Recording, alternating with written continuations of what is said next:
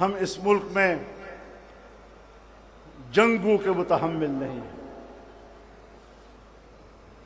ذرا سوچو خدا کے لیے، حکمرانوں ذرا سوچو۔ سن 1950 سے لے کر امریکی قرضے لے لے کر تم نے آج تک صرف ان کے قرضوں پر اپنی زندگی گزاری۔ آج تمہارا حشر کیا ہے؟ ہندوستان معاشی لحاظ سے ترقی کر رہا ہے، چین ترقی کر رہا ہے، بنگلہ دیش ترقی کر رہا ہے، افغانستان کی حالت ہم سے بہتر ہے، ایران ترقی کر رہا ہے، اور اس پورے خطے میں ایک پاکستان ہے جو ڈوب رہا ہے۔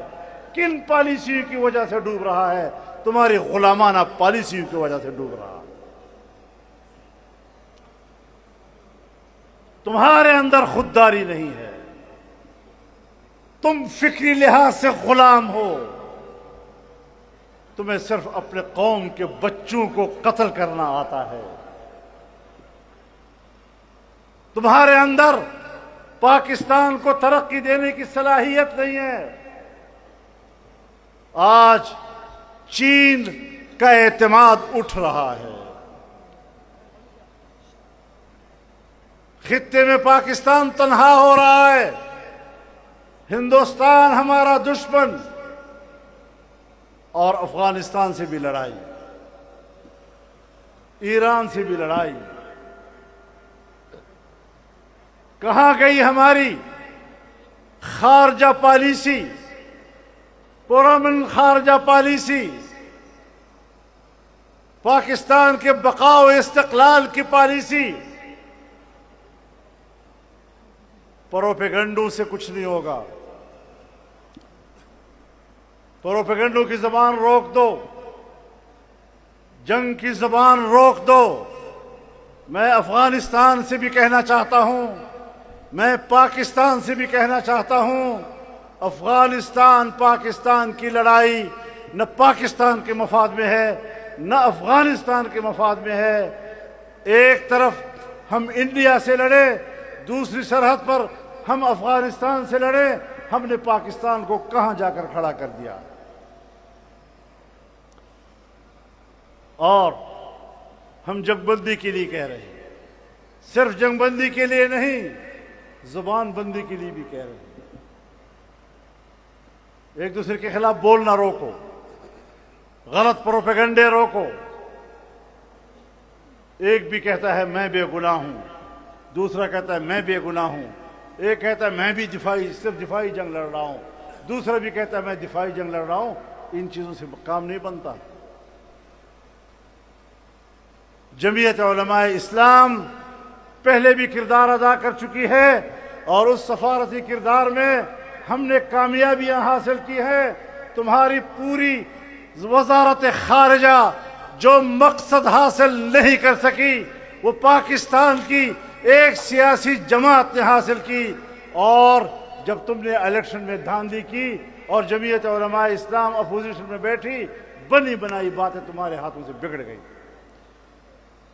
تمہارے اندر تو معاملات، طے شدہ معاملات کو آگے بڑھانے کی اہلیت و صلاحیت بھی نہیں ہے۔ ہم آج بھی دونوں ملکوں کے درمیان معاملات کو ٹھیک کرنے کے لیے کردار ادا کرنے کو تیار ہیں، لیکن اس کردار کے لیے ماحول دینا پڑے گا۔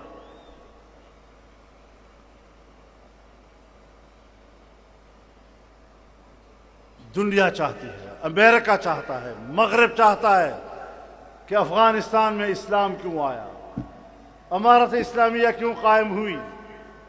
ان کے پیٹ میں درد ہے۔ ہم نے بہت پراکسی جنگ لڑ لی، کمیونسٹ آئے، ہم نے مجاہدین کا ساتھ دیا، مجاہدین آئے آپس میں لڑے، ہم نے دوسرے مخالف کا ساتھ دیا، طالبان آئے وہ لڑے، ہم نے طالبان کا ساتھ دیا۔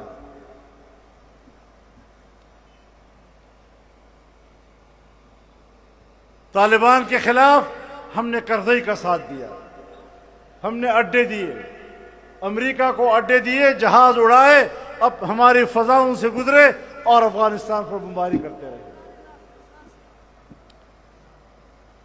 آج کہتے ہیں افغانستان پر قابض حکومت. کیوں بھائی قابض؟ کہتے جنگ کر کے آئے ہیں، عوام کے منتخب نہیں ہیں. تو میں نے کہا ملا عمر بھی تو جنگ کر کے آیا تھا، وہ بھی تو عوام کے انتخاب سے نہیں آیا تھا. تو آپ نے سرکاری طور پر ان کو تسلیم کیا یا نہیں؟ آپ نے ان کو وہاں سفارت خانہ لیا وہاں، اور یہاں ان کو سفارت خانہ دیا. آپ نے دونوں ملکوں کے تعلقات کو سفارت خانے کے اعلیٰ معیار پہ قائم کیا. آج کیا ہو گیا ہے؟ اپنے قبلہ سیدھا کرو، دوسروں کے قبلوں پہ بحث نہ کیا کرو، اپنا قبلہ ٹھیک کرو. ہم خطے میں امن چاہتے ہیں، ہم پاکستان کو ایک پرامن ریاست دیکھنا چاہتے ہیں. پرامن ہوگا تو پھر اس کے بعد پاکستان معاشی ترقی کر سکے گا. اپنے پالیسیوں پہ نظر ثانی کرو. ملک میں اگر مسلح گروہ پھر رہے ہیں تو پاکستان کے اندر تو مسلح گروہ موجود ہیں، اور جاتے ہو افغانستان میں بمباری کرنے کے لیے تو درون درچ کر دی کہ بیرون خانہ آئی.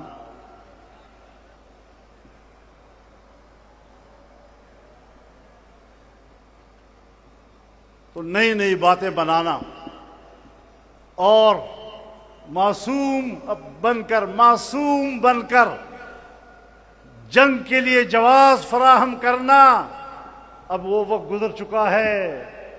40 سال 45 سال سے لوگ آپ کو اسی طرح دیکھ رہے ہیں. آپ ہمیشہ مظلوم ہوتے ہیں، آپ ہمیشہ معصوم ہوتے ہیں، آپ ہمیشہ حق پر ہوتے ہیں. اس کے باوجود حالات کیوں ٹھیک نہیں ہو رہے؟ آپ پیچھے کیوں جا رہے ہیں؟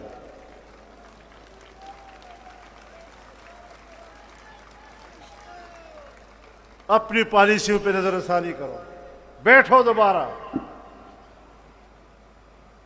اور میں اپنے حکمرانوں سے بھی کہنا چاہتا ہوں کہ دوسروں کا گلہ نہ کیا کرو. ذرا تھوڑا جیاں اپنے منجے دے تھلے اپنا ڈانگ بھی پھیرو ذرا. کہیں تمہارے اندر گھس بیٹھیے وہ ایسے حالات تو نہیں پیدا کر رہے.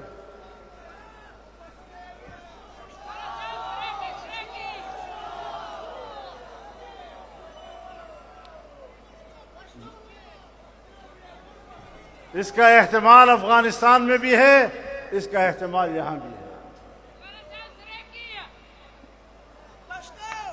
التهم خلق شتا چې افغانستان په جنگ اړول غواړي، او په پاکستان کې هم خلق شتا چې پاکستان په جنگ اړول غواړي.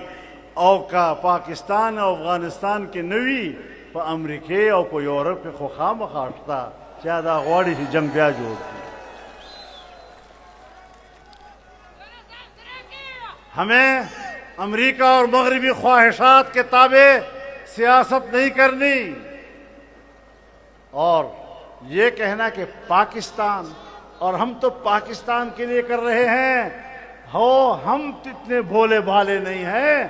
مشرف نے کہا تھا سب سے پہلے پاکستان، ہم نے اس کو بھی کہا تھا جھوٹ بولتے ہو، تم کسی کے نمائندہ بن کر جنگ لڑ رہے ہو.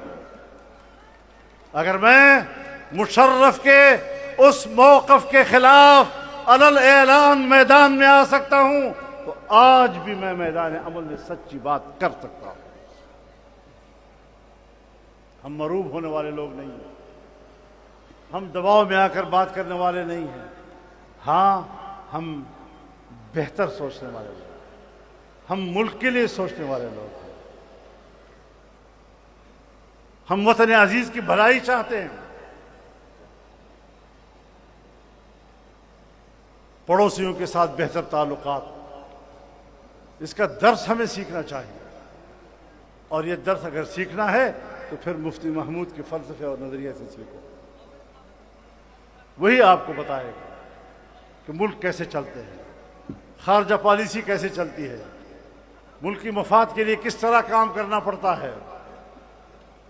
طاقت کے نشے میں سمجھنا کہ میں سب کچھ جانتا ہوں، یہ بہت بڑی ایک گمراہی اور غلط فہمی ہے۔ تو میرے محترم دوستو،